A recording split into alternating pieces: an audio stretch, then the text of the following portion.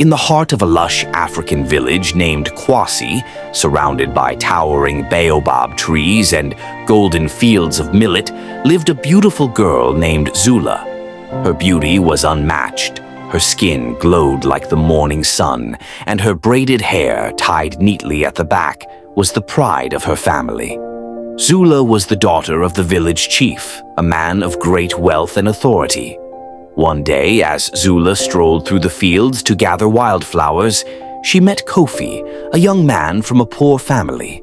He was tall, with kind eyes that seemed to hold the wisdom of the earth. A worn hoe rested on his shoulder, a symbol of his daily toil on his family's small farm. Despite his humble background, Kofi had a gentle spirit and a heart full of dreams.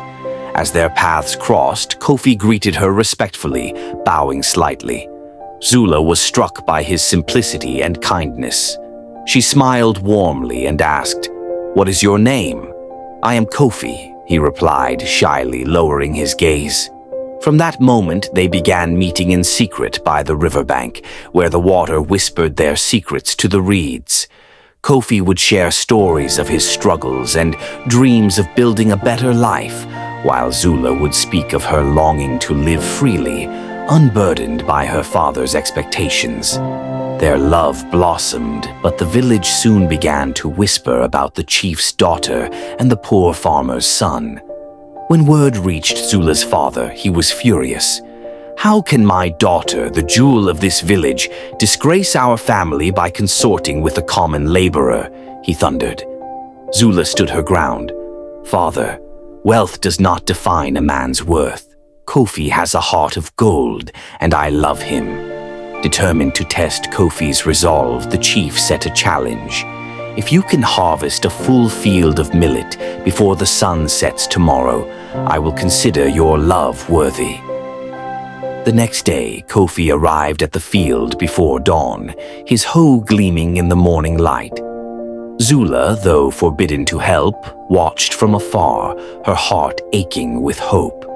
As the sun blazed down, Kofi worked tirelessly, his sweat soaking the earth.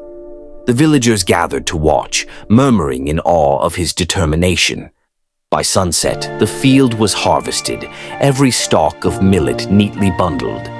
Exhausted but triumphant, Kofi stood before the chief. "I have done as you asked," he said, his voice steady despite his weariness.